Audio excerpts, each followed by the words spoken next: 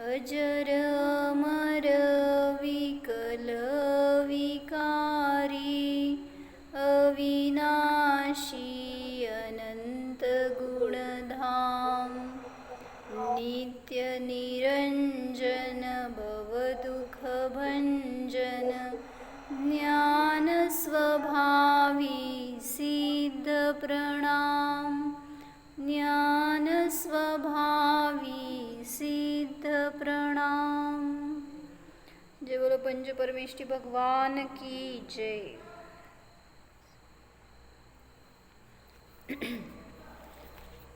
मंगल विधानचा अर्थ बघत होतो आपण। कालची स्टोरी मला कंप्लीट करायची आहे, थोडंसं अर्थ बघू आणि मग लगेच घेऊ आज, कारण मला ते शेवटी वेळ पुरेना। काय चाललं होतं आपलं? अर्हमित्यक्षरं ब्रह्म वाचकं परमेष्ठिनः सिद्धचक्रस्य सद्बीजं सर्वतः प्रणमाम्यहं कर्माष्टकविनिर्मुक्तं मोक्षलक्ष्मीनिकेतनं सम्यक्त्वादिगुणोपेतं सिद्धचक्रं नमाम्यहं। काय सांगितलं होतं अर्थ?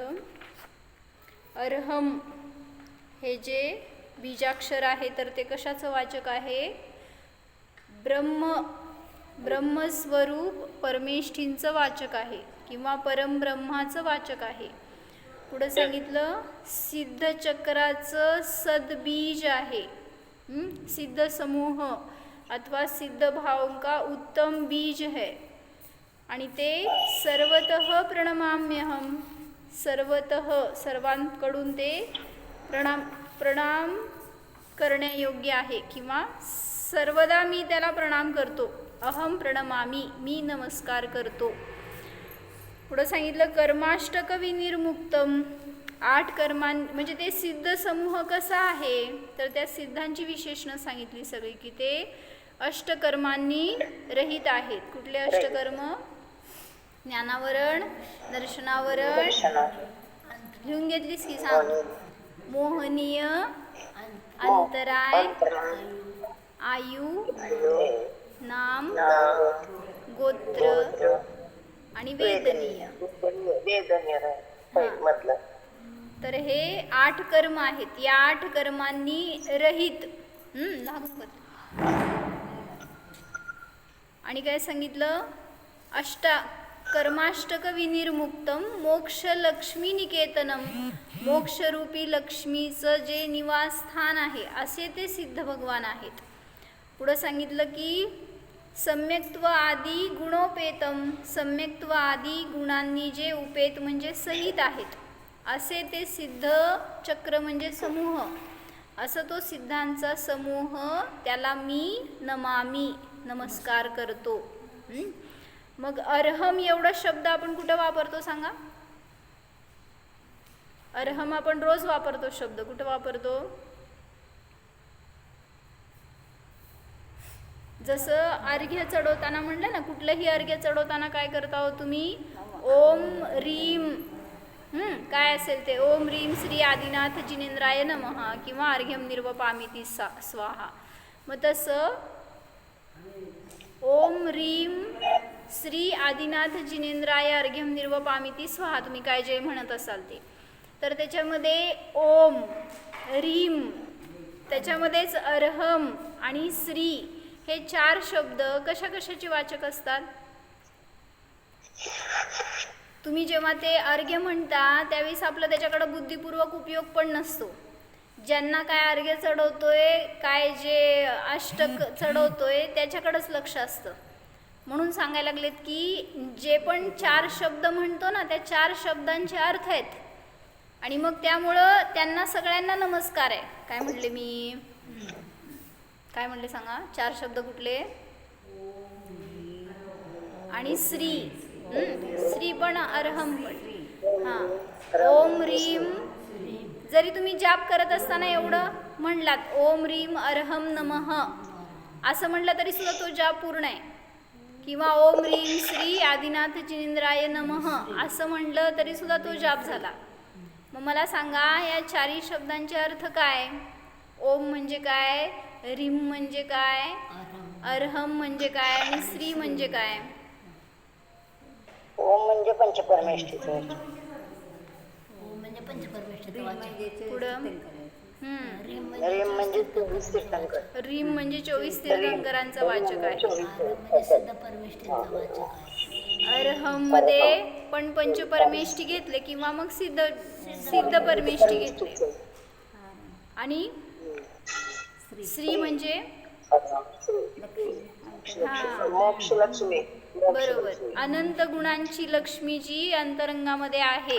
म्हणजे कोणाकोणाला गर्भित केलं हे समजतंय का? आपण जेव्हा एक अर्घ्य म्हणतो त्यावेळेस या चारही शब्दातून आपण त्या सगळ्यांचं नमस्कार करतोय, त्या सगळ्यांना अर्घ्य जातोय आपला. कारण म्हणजे त्या सगळ्यांना समोर ठेवून आपलं जे आपण करतोय ते क्रिया झाली तिथं किंवा ते भाव झाले. म्हणजे ओम म्हणजे म्हणलं पंचपरमेष्ठी, त्यामुळं तुम्ही जरी तिथे एका तीर्थंकरांना अर्घ्य चढवताय तरी सुद्धा तिथं पंचपरमेष्ठी आहेत तुमच्या ज्ञानामध्ये. ओम ह्रीं म्हणत असताना एकाच तीर्थंकरांना जरी अर्घ्य चढवताय तरी 24 तीर्थंकर त्यात गर्भित आले. 24 तीर्थंकरांना सुद्धा झाला तो अर्घ्य समर्पित.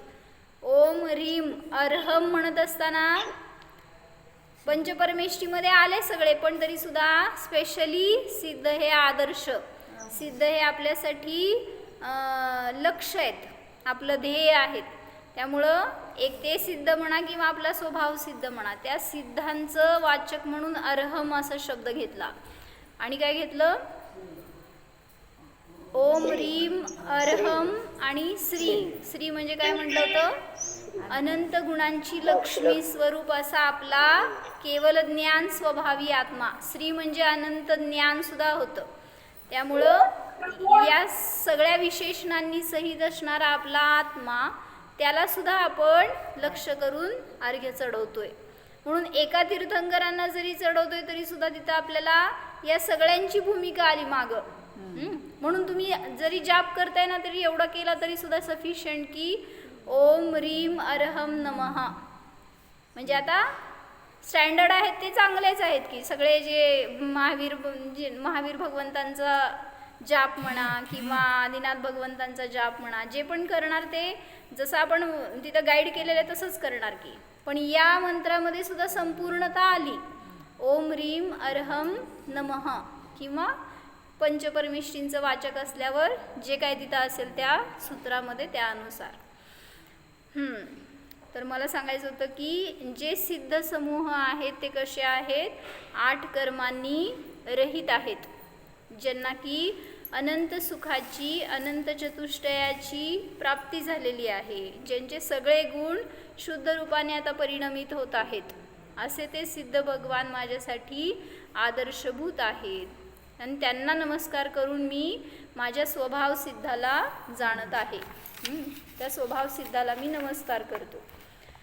तर एक काय सांगितलं, मंदिरात येणारे वेगळ्या वेगळ्या प्रकारचे दर्शन भक्त असतात, वेगळ्या वेगळ्या प्रकारचे दर्शन करणारे लोक असतात. फॉर एक्झाम्पल सांगा बघू, वेगळे वेगळे प्रकारचे लोक.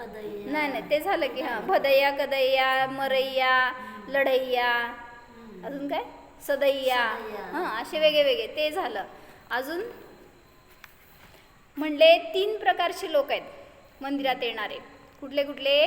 एक सांगितलं जिनेंद्र भगवंतांचं दर्शन करणारे, जिनदर्शन करणारे, फक्त जिनदर्शन करणारे, भगवंतांना समोर ठेवणार, त्यांचंच गुणगान करणार, भक्ती करणार असे काही लोक, काही भक्त. दुसरे सांगितलं जिनदर्शन करून निजदर्शन करणारे, त्याच्यासाठी म्हणून त्यांच्या समोर येणारे. मग जिनेंद्रांच्या दर्शनाने निज भगवान आत्म्याचं दर्शन करणारे असे ते 2 नंबरचे भक्त. आणि 3 नंबरचे सांगा कोण? झालं की जिनदर्शन करून निजदर्शन करणारे. आणि तिसरे कोण? आले की ते दुसऱ्यामध्येच आले की. मग जिनं दर्शन करून निज दर्शन मध्ये आलं. जिनं पण नाही निज पण नाही. मग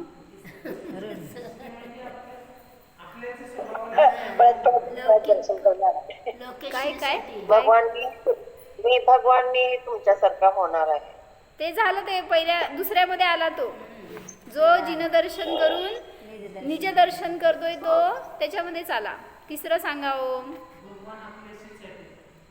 भगवंताला न पाहता नुसतं पाय पडून पळणार आहे. दुसऱ्यांसाठी म्हणजे काय काव्य दुसऱ्यांना दाखवण्यासाठी. म्हणजे काय? करेक्ट. लोकेश जे जिनं दर्शन करून प्रदर्शन करणारे आहेत असे ते 3 नंबरचे. बरोबर, ते पुण्यात आहेत दिसते. म्हणजे म्हणायचंय की असे लोक सगळीकडे भेटतात आपल्याला. म्हणजे फार कमी 2 नंबरचे, त्याच्यापेक्षा थोडेसे जास्त 1 नंबरचे, आणि त्यापेक्षा साधा नंबर उलट लावायला पाहिजे ॲक्च्युली. मग पहिल्यांदा प्रदर्शन करणारे, नंतर जिनदर्शन करणारे, आणि तिसरे निजदर्शन करणारे. त्यामुळं 1 नंबरचे लोक सगळ्यात मॅक्झिमम असतात.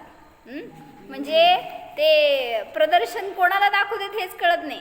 भगवंतांना दाखवायची गरज आहे का हो? भगवंतांना तर सगळं माहिती आहे तुमचं. किती हाय, किती ठेवलंय, किती दाखवताय, किती कसलं आहे, असली आहे का नकली आहे, सगळं माहिती आहे भगवंतांना. आणि त्यांनाच दाखवायला आपण त्यांच्या दरबारात येतो. म्हणून म्हणलं की जिनदर्शन करायला जावा, तिथून पुढं निजदर्शन करा, पण प्रदर्शन नको. कारण जे करतोय ना, क्रियेचं फळ नाही आहे, परिणामांचं फळ आहे. जे काय तुम्ही भगवंतांच्या समोर येऊन जे पण करताय, पूजन करताय, भक्ती म्हणताय, ध्यान करताय, नुसतं नमोकार मंत्र जरी म्हणताय तरी सुद्धा त्यामध्ये असणारे जे परिणाम आहेत त्याचं फळ मिळतंय, न की त्या क्रियेचं, न त्या भक्तीचं. त्या भक्तीमध्ये जेवढे परिणाम जोडलेत तेवढ्याचं फळ आहे. म्हणून म्हटलं ना, निर्विकल्प उलट आपलं पण निर्विकल्प राहावं दर्शन, आणि इतरांचं पण व्हावं, तर असले कपडे घालून जावं मंदिरमध्ये, असा माता नेहमी सांगतात. दृढ धौत, पांढरे शुभ्र, आणि काय म्हणायचं त्यात, बुट्टी नको, वेल नको, फुल नको, काठ नको, काय नको, सगळ्याला बघणारे लोक असतात. साधी पांढरी साडी असली तरी सुद्धा बिचारे शेड्स सगळं बघतात लोक. म्हणजे काय, ज्याला ज्याच्यात इंटरेस्ट आहे त्याला तेच दिसतंय, दुसरं काय नाही. म्हणून असं ते आहे हो, त्याचा इम्पॅक्ट आहे जरा वेगळा. काय होतंय, थोडीशी वितरागता वाढते, थोडं वैराग्य वाढतं. प्रयोग करून बघायचा आपण. ठीक आहे, चला. तर मला काय सांगायचं होतं, ओम हे पंचपरमेष्ठींचं वाचक, तसंच म्हणलं ओम सुद्धा हा शुद्धात्म्याचा वाचक आहे. दुसरं सांगितलं, रीममध्ये 24 तीर्थंकर आलेत. तसंच आपण जे आता सिद्धपूजन बघणार आहे संस्कृतमधली, त्यात रीमचा अर्थ सिद्ध समूह सुद्धा घेतला. रिंकार संवेष्टितम असं आलं ना त्याच्या काय त्या स्थापनेमध्ये, ऊर्ध्वा घोर युतम सबिंदू सहितम रिंकार संवेष्टितम, म्हणजे रीम हा शब्द याच्यातून त्यांनी सिद्ध समूह सुद्धा दाखवला. आणि अर्हम हा शब्द सुद्धा सिद्ध समूहाचा किंवा परमात्मा एवढंच त्यातून सांगितलंय. परमात्म वाचक आहे. मग त्यात परमात्म्यामध्ये सगळे घ्या. सर्व दे की जरा डोक्यावर काय पडायला लागले, ते आपलं कॉटनची साडी आहे. पुढं सांगितलं अर्हम म्हणजे परमात्म वाचक किंवा सिद्ध समूहाचा, सिद्ध चक्राचा वाचक. श्री म्हणजे ज्ञान लक्ष्मीचं सूचन करणारा किंवा अनंत ज्ञानाचा अंतरंग वैभव दाखवणारा, असं ते श्री शब्द. मग प्रत्येक अर्घ चढवताना सर्वांचे स्मरण होते, पण तसं बुद्धिपूर्वक आपण केलं तर, नाहीतर ओम रीम सगळं संपलेलं असतंय. म्हणजे म्हणून आपलं ते म्हणत असताना तिकडं आपला उपयोग नाही आहे, किंवा ते कोणाचं वाचक आहे ह्याचं सुद्धा ध्यान नाही आहे. त्यामुळे आता उद्या किती वेळा स्मरण करणार हो, किती वेळा जितकं अर्घ्य चढवलं जाते, जितके वेळा काही जाप दिले जाते, त्या सगळ्यामध्ये सगळ्यांचं स्मरण होते. म्हणून सांगितलं की असं ज्ञानपूर्वक करायला पाहिजे जे करतोय ते आपण. जे शब्द येत आहेत ते सगळे त्या शब्दांचं भावभासना करून जर केलं तर आनंद येतो. काल कुठली गाथा सांगितली होती, कसे आहेत भगवान,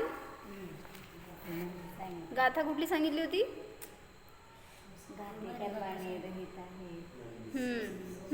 कशातली हो गाथा ती माहिती आहे का? नाही, मला पण नाही माहिती. बघायचं आहे, म्हणजे मी नाही बघितलं. बरं, मी आज बघितलेली दुसरी गाथा आहे. हां, तेच सांगितलं की मी त्याच ध्यानातलीच कॅसेट. आज ध्यानाची दुसरी कॅसेट ऐकली. त्याच्यामध्ये काय घेतली होती? नियमसारची 7वी गाथा आहे. त्यामध्ये काय सांगितलं? निस्सेस दोष रहिया. म्हणा. केवल नाणाई परम विभव काय जुदा. केवल नाणाई परम विभव जुदा.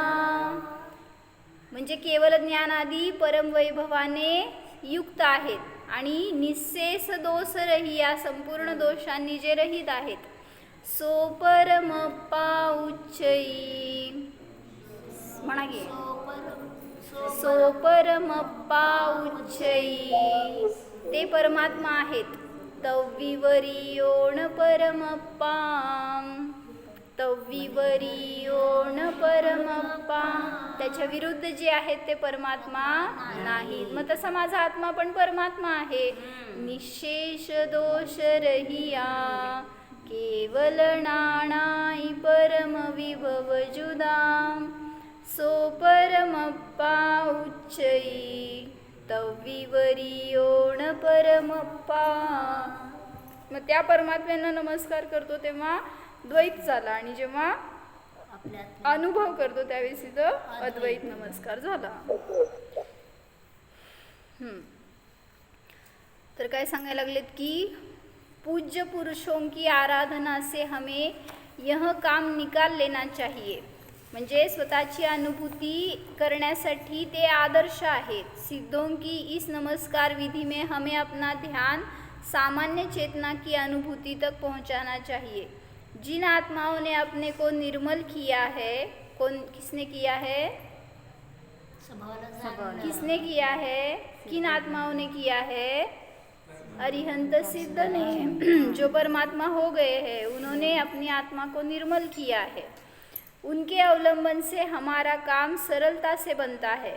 वैसे तो हर पर्यायों को आश्रय कर पुनः उसके आधारभूत स्वभाव की दृष्टि करे तो भी निर्मलता आ सकती है, क्योंकि निर्मलता होनी तो हम में ही है और हम में से ही है. काय निर्मलता त्यांच्यातून माझ्यात येणार नाही आहे. जरी परमात्म्यांना तुम्ही समोर आदर्श ठेवलाय तरी सुद्धा ते तुम्हाला निर्मळ बनवणारे नाही आहेत, ते तुमचे शुद्धीकरण करणारे नाही आहेत. तर जी शुद्धता, जी निर्मलता प्रकट होणार है वह हम में से ही होगी, हम में ही होगी. इस प्रकार यदि अन्य चेतन या चेतन द्रव्य को भी भूतार्थ दृष्टि से विचारे तो वहाँ भी पहले पर्याय तो ज्ञान में आता है, किंतु पश्चात पर्याय दृष्टि से हटकर द्रव्य दृष्टि होती है. पश्चात अवांतर सत की भी दृष्टि छूटकर महासत प्रतिभास होता है. ठीक आहे, काल वाचलं होतं. म्हणजे काय सांगायचं की भगवान तर फक्त निमित्त आहेत, पण आपल्यामध्ये कार्य होणार आहे म्हटल्यावर ती दृष्टी ठेवा आणि तसा अनुभव करा तर निर्मलता सहज पर्यायामध्ये प्रगट होतेच. आत्मस्वरूप के विकास के लिए आत्मस्वरूप को विकसित करने वाले परमेष्ठी ध्यान के विषयभूत होने की दृष्टि में विशेष सहायक है. काय म्हणले? आपल्या आत्मस्वरूपाचा विकास होण्यासाठी ज्यांच्या आत्मस्वरूपाचा विकास झालेला आहे असे ते परमेष्ठी आपल्यासाठी दृष्टीचा विषय असतात किंवा सहाय्यक असतात व्यवहाराने. काय म्हणले? सगळं वाक्य सांगायचं. आपल्या आत्म्याचा अनुभव घ्यायचा असेल तर ज्यांनी तो आत्म्याचा अनुभव परिपूर्णतेला प्राप्त करून घेतलेला आहे असे इष्टदेवच आपल्याला सहाय्य आपल्या आत्म्याच्या प्राप्त. आत्म्याचा विकास करायचा आहे तर ज्यांनी विकास केलेला आहे असे ते परमात्माच माझ्यासाठी सहाय्यक आहेत. अन्य कोणी जे रागी द्वेषी मोही आहेत, संसारी आहेत, कशाई आहेत, त्यांना आदर्श बनवला तर आपल्याला तसं परमात्मपद प्राप्त होणार नाही. क्योंकि उनके नाम स्मरण रूप चिंतवन और अनुभव से स्वात्म स्मरण चिंतवन और अनुभवन होता है. त्यांच्या स्मरणाने त्याच्या पुढं जाऊन स्वतःचं स्मरण होतंच.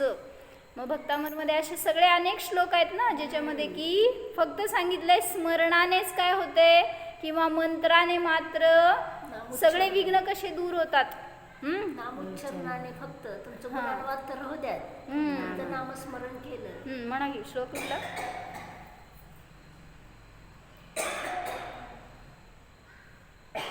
मत्वेति नाथ तव संस्तवनं मयेद मारभ्यते तनुदियापि तव प्रभावात्.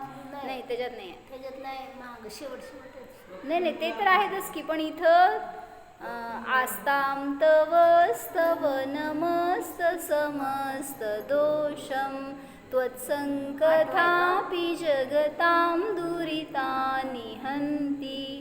दूरे सहस्रकिरणः कुरुते प्रभैव पद्माकरेषु जलजानि विकासभांजी. अर्थ सांगा आता. आस्तां तव स्तव नमस्त समस्त दोषं त्वत्संकथापि जगतां दुरितानि हन्ति. तुमचं स्तवन तर दूर राहो, फक्त सांगितलं हां दुसरी काय बोल त्वत्संकथापि तुमची संकथा सुद्धा नुसतं काय सांगितलं दुरितांचं पाप निवारण करणारी आहे. तुम्हाला बसून बाबा धरून लय जाप केलेत, मंत्र वगैरे म्हणलेत किंवा ते भक्ती केली आहे, स्तवन केलंय, मग दूर झालंय हे तर गोष्ट वेगळीच. पण मात्र तुमची संकथा सुद्धा ऐकली, त्याच्यामध्ये उपयोग लावला तरी सुद्धा सांगितलं अनेक दुरितांचं पाप नष्ट होतं. जसं उदाहरण काय दिलं, सूर्य कुठे आहे? सहस्त्र किरण म्हणजे सूर्य. दूरे सहस्त्र किरण कुरुते प्रभैव पद्माकरेषु जलजानि विकास भांजी. सूर्य इतक्या दूर आहे, त्याची प्रभा तर म्हणजे ते स्वतः येऊन त्या कमळाला विकसित करत नाही, त्याची मात्र प्रभास बास आहे. दुरे सहस्त्र किरण कुरुते प्रभैव. त्या सहस्त्र किरणाच्या प्रभेनी सर्वत्र प्रकाश होतोय. पद्माकरेषु जलजानि विकास भांजी. त्या सरोवरातलं कमळ सुद्धा विकसित होतं फक्त त्या प्रभेनी, त्या सूर्यानी नाही केलं काय. मग तसं हे भगवान तुम्ही येऊन आमचं कल्याण करणारे नाही आहे, तुम्ही माझे पाप नष्ट करणारे नाही आहेत, तर तुमची मात्र संकथाच, तुमचं नामस्मरण मात्र सुद्धा माझ्या अनेक पापांचं नाश करणारी आहे. पण तशी भक्तिपूर्वक तशा बुद्धिपूर्वक म्हणलं तर त्याचं फळ आहे. अन्यथा असं तर जाप करणारे फार जण मिळतात, पण कुठं ते पापमुक्त झालेत, कुठं सगळ्या संसारापासून मुक्त झालेत. का आपण अजून इथं आहे? कारण तुम्ही तशी भक्तीच करत नाही आहे. कशी करताय हो?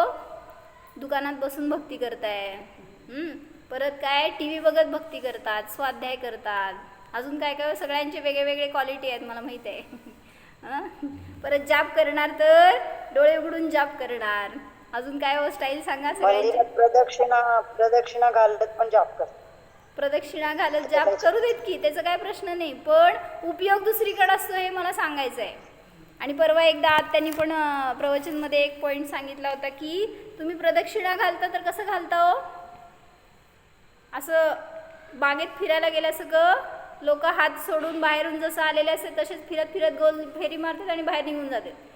तर सांगितलं तिथं फेरी मारायला तेवढा वेळ तरी काढलोय ना आपण, 5 मिनटं असे ना, तर भगवंतांच्या समोर उभारून हात जोडून ॲटलिस्ट त्यांचं रूप तरी बघा 1 सेकंदासाठी, आणि तसं हात जोडून स्मरण करत त्यांची प्रतिमा डोळ्यासमोर आणून तर फेरी मारा, तर तुमचं वंदन त्यांना झालं.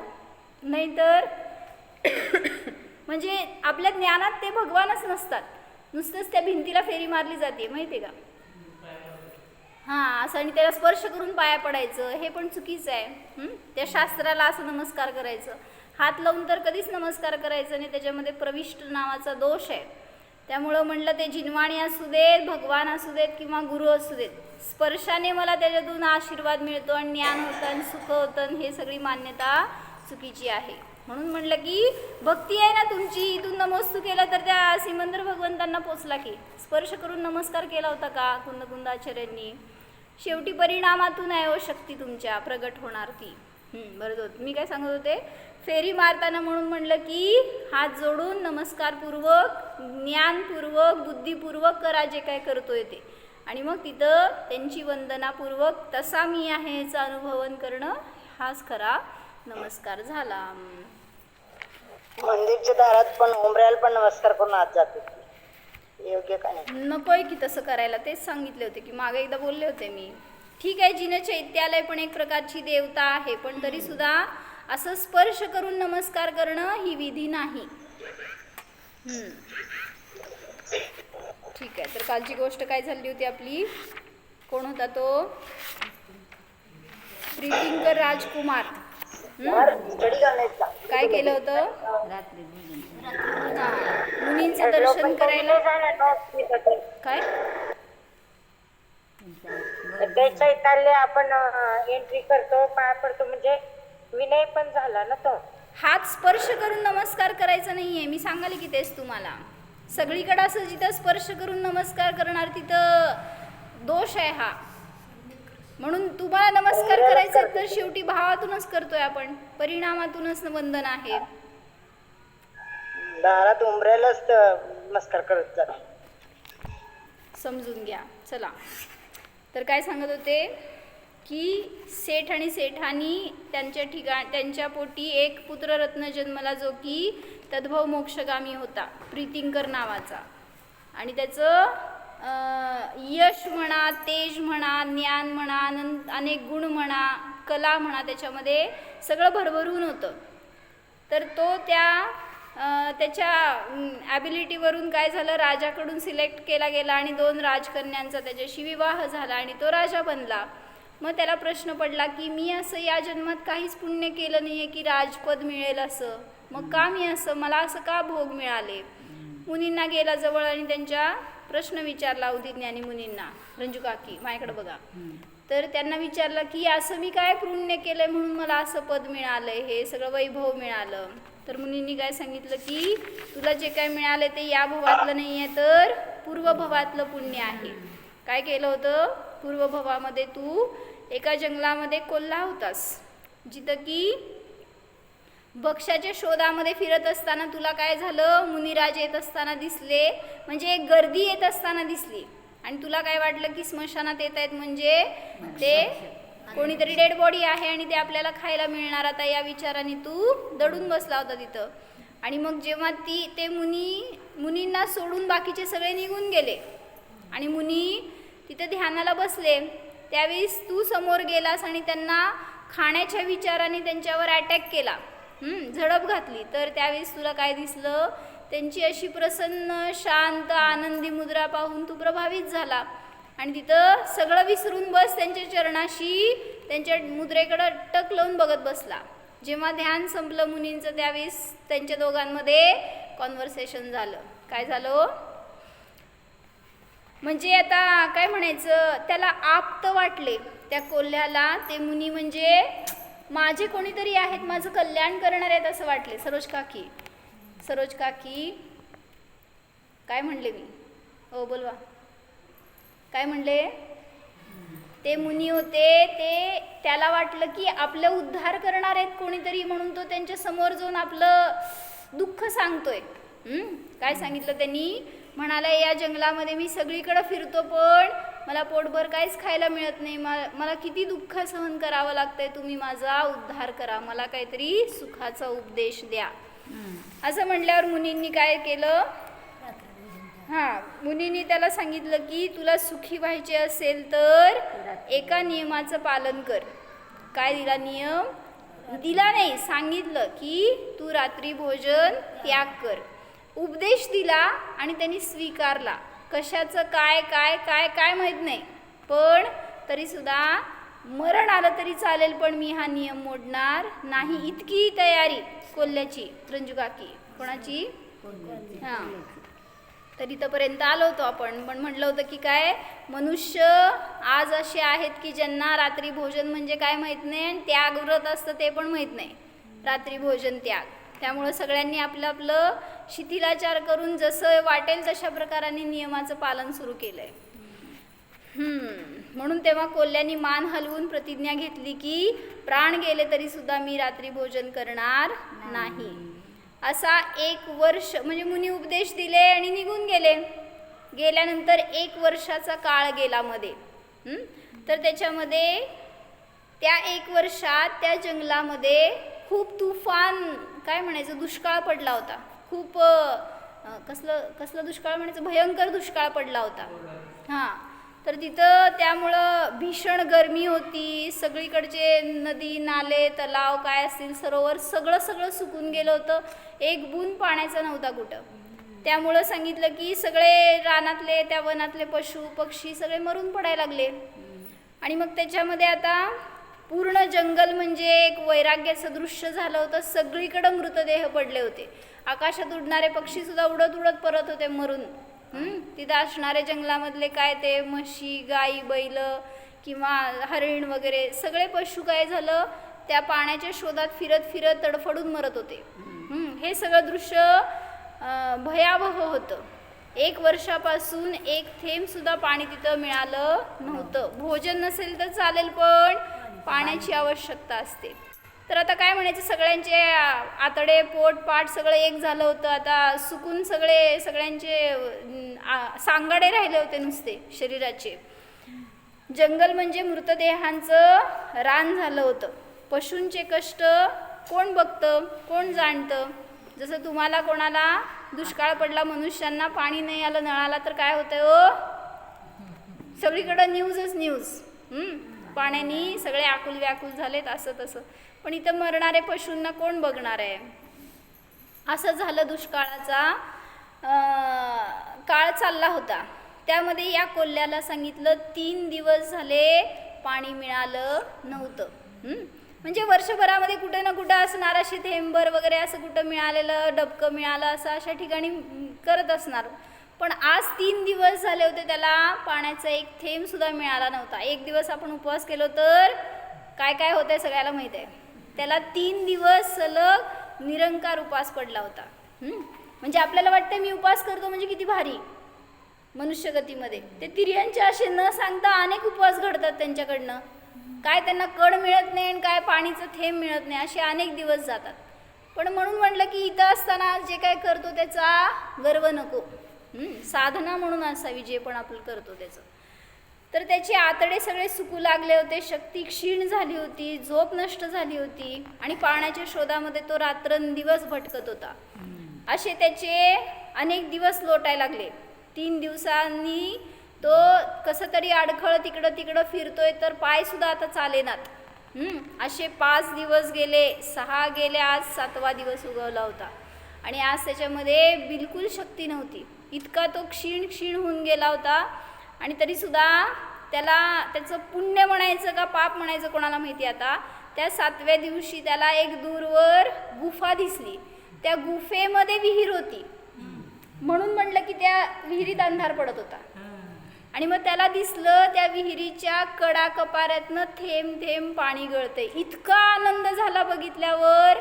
पाण्याचा थेंब पडतोय म्हटल्यावर. पण कुठं पडतोय ते बघायला खाली गेला. तर तिथे पाणी पिणार ना. कुठं तरी कडा कपाऱ्यातनं कुठं मिळणार त्याला पाणी प्यायला. आणि ते पडतंय जिथं तिथं रंजू काकी काय म्हणले. आणि तिथं बघायला तो ते पाण्याच्या शोधामध्ये म्हणून त्या गुफेमध्ये गेला. त्या विहिरीच्या आत उतरला. त्यामुळं त्याला जेव्हा खाली गेला तर तिथं झाकलेलं असल्यामुळं सगळं अंधार दिसला. व्रत आठवलं बरं का. कितवा दिवस 7वा दिवस निर्जळ उपवास घडलेला. आणि मग जेव्हा तिथं उतरला खाली तर अंधार होता. विचार आला की नाही आपण नियम केलाय की प्राण गेले तरी सुद्धा मी नियम मोडणार नाही. वर आला. कसं चढत असेल आणि उतरत असेल विचार करा की काय नाही अंगात पाणी नाही दूध नाही काय तुमचं फळं नाही अन्न नाही तरी सुद्धा खाली गेला. आणि वर आला की नाही रात्र आहे तर आपल्याला भोजन करायचं नाही. पाणी सुद्धा घ्यायला चालत नाही हे त्याला कोणी सांगितलं नव्हतं. रात्री भोजन त्याग दिलं होतं फक्त. पण त्याच्यामध्ये पाणी पण येतं हे त्याला कळलं होतं. तुम्हाला सगळ्यांना बघा कोणाकोणाला कळतंय. म्हणजे ज्याला रात्री भोजन त्याग नियम असतो त्याला कोल्ह्यासारखं पाळा असं आता सांगावं लागेल. माणसासारखं त्यांनी पाळायचं असं नव्हे, त्या तिर्यंच्यांसारखं मनुष्यांनी पाळायला पाहिजे हे सांगायला पाहिजे. तर रात्र समजून तो त्यांनी पाणी पिलं नाही, व्रताचं स्मरण झालं आणि मग तो पुन्हा वर आला आणि वर आल्यावर पुन्हा उजेड दिसला की पुन्हा म्हणाला की दिवस आहे तर आपल्याला चालतंय म्हणल्यावर पुन्हा आत गेला. पुन्हा अंधार पडला तर असं त्याचे खेळ चालला होता, वर येणार खाली जाणार, वर येणार खाली जाणार. शक्ती नव्हती शरीरात तरी सुद्धा हे कार्य त्याचं अनेक वेळा त्यांनी केलं. आता मात्र वर खाली करून काय झालं, संपली सगळी शक्ती संपली आणि योगायोग असा होता की त्याच गुफेच्या बाहेर तेच मुनी आले ज्यांच्याकडून की त्याला तो नियम मिळाला होता आणि ते मुनी येऊन दगडावर बसले होते आणि हा जाऊन अडखळत मडत पडत आता तो खाली जायचे त्याला भावसुद्धा नाही राहिले. तो जाऊन त्या मुनींना बघितलं की पुन्हा त्याला खूप आनंद झाला आणि जाऊन त्यांच्या चरणाशी तो असा निश्चित पडून राहिला, आता जस्ट मरेल अशा कंडिशनमध्ये होता. आणि मग त्या कोल्ह्याला पाहून असं वाटत होतं की जस्ट त्याचे प्राण प्रखेर उडून जातील, इतकी त्याची दयनीय स्थिती झाली होती. अचानक जे मुनी व्रत दिलेले ते तिथे पाहून त्यांना पाहून कोल्ह्याला अत्यंत आनंद झाला. तो त्यांच्या चरणाशी जाऊन पडला. मुनींनी त्याला अत्यंत सुंदर उपदेश दिला. एवढं छान सांगितलं ना मुनींनी, असं ते ऐकल्यावर सुद्धा वाटलं की खरोखर भाग्य म्हणायचं त्या कोल्ह्याचं की त्या क्षणात त्या मुनींचा उपदेश मिळाला. तर म्हणून सांगितलं की अजून एक त्यात गोष्ट अशी सांगायची होती मला की आपण रात्री भोजनाचा नियम पाळतो, पण ते पालन करत असताना आपल्या निमित्तात इतरांचं सुद्धा भोजन रात्री होऊ नये. जसं की एक्झाम्पल तुमच्याकडं घरी समजा कोणी स्वयंपाक करणारे येणार असतात, तर तुम्ही शेवटच्या मिनिटापर्यंत जर खात राहिला किंवा काय म्हणायचं ते जे काम करणारे ते तुमच्याकडं रात्र व्हायच्या शेवटच्या मिनिटापर्यंत काम करतील तर त्यांनी रात्री भोजन केलेल्याचा दोष तुम्हाला पण म्हणले. म्हणजे तुम्ही असं वेळ ठेवा, असं एक मार्जिन ठेवा थोडा वेळ की त्यांना सुद्धा रात्री भोजन होऊ नये. करू देत नाही करू देत, पण तुमच्यामुळं त्यांचं झालं असं झालं तर चुकलं. म्हणून सांगितलं की आपण उत्कृष्ट पालन केलं तर आपल्या निमित्तात इतरांचं पण सहज पालन होतं. फक्त तसे भाव असायला पाहिजेत आपल्याकडून की निर्दोष प्रत्येक व्रताचं पालन माझ्याकडून काय म्हणले रंजू काकी, शोभा काकी, जे पण मी व्रत घेणार त्याची विधी जशी आहे तशा विधीनीच मी पालन करणार. त्याच्यामध्ये कुठल्याही रीतीने दोष नको, शिथिलता नको. मला पाहिजे तसं व्रत नसतं, जसं व्रत आहे तसं मी पालन करायला पाहिजे. असं जर असेल तर ते व्रत आपल्याकडून नीट पालन होणार. आणि मग त्या मुनींनी एवढा मस्त उपदेश दिला आणि त्या कोल्ह्याचं अंतिम मरण साधलं, त्याचा अंतिम भाव त्याचे सुधारले. त्यांनी काय उपदेश दिला तो आपण उद्या बघू. ओम जाणाम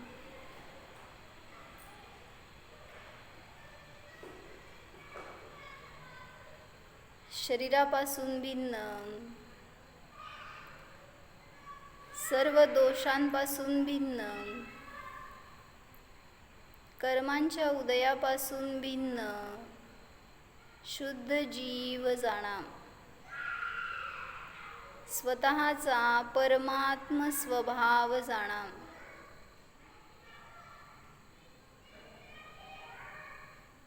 हा मी निर्दोष परमात्माच आहे अनुभवा. निश्चल्य स्वरूपोऽहम्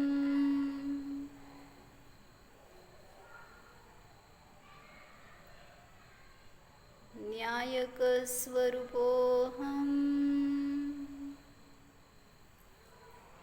क्षुधातृषारहितोऽहम्. ओम